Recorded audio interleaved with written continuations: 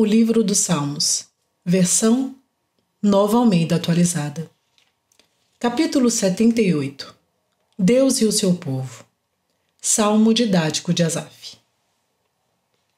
Meu povo, escute a minha lei, dê ouvidos às palavras da minha boca. Abrirei os meus lábios para proferir parábolas e publicarei enigmas dos tempos antigos. O que ouvimos e aprendemos, o que os nossos pais nos contaram, não encobriremos a seus filhos. Contaremos à geração vindoura os louvores do Senhor e o seu poder e as maravilhas que fez.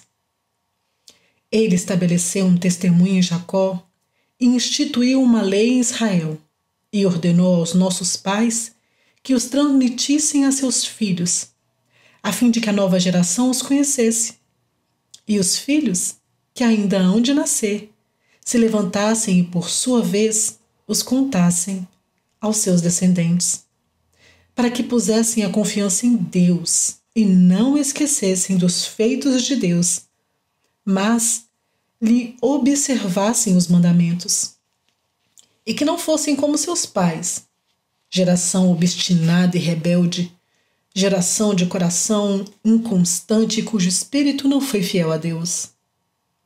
Os filhos de Efraim, embora armados com arcos, bateram em retirada no dia do combate. Não guardaram a aliança de Deus, não quiseram andar na sua lei, esqueceram-se das suas obras e das maravilhas que lhes havia mostrado. Deus fez prodígios na presença de seus pais na terra do Egito, no campo de Zoan. Dividiu o mar e os fez passar por ele, fez parar as águas como um montão. Durante o dia, os guiou com uma nuvem e de noite com um clarão de fogo. No deserto fendeu rochas e lhes deu de beber abundantemente como de abismos. Da pedra fez brotar torrentes, fez manar água como rios. Mas ainda assim continuaram a pecar contra ele e se rebelaram no deserto contra o Altíssimo. Tentaram a Deus no seu coração, pedindo alimento que lhes fosse do gosto. Falaram contra Deus, dizendo: será que Deus pode preparar-nos uma mesa no deserto? É verdade que ele feriu a rocha e dela manaram águas, transbordaram as torrentes. Mas será que ele pode dar-nos pão também? Ou fornecer carne para o seu povo? Ouvindo isso, o Senhor ficou indignado. Acendeu-se fogo contra Jacó. E também se levantou o seu furor contra Israel, porque não creram em Deus, nem confiaram na sua salvação. Mesmo assim, deu ordem às nuvens e abriu as portas dos céus. Fez chover maná sobre eles para alimentá-los e lhes deu cereal do céu. Todos comeram o pão dos anjos, ele enviou-lhes comida à vontade.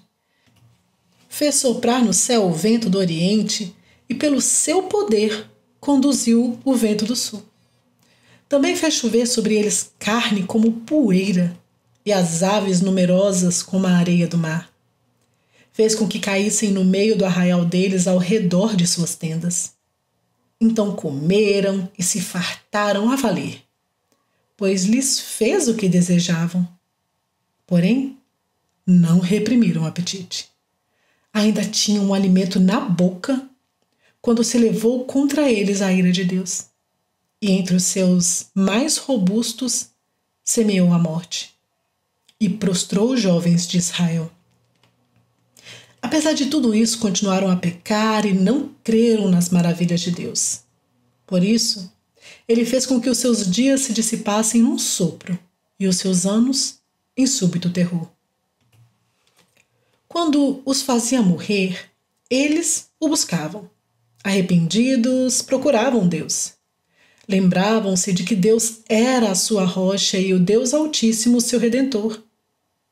Lisonjeavam-no, porém de boca, e com a língua lhe mentiam.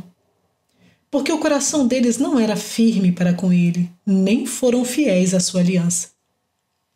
Ele, porém, que é misericordioso, perdoa a iniquidade e não destrói muitas vezes, desvia a sua ira e não desperta toda a sua indignação.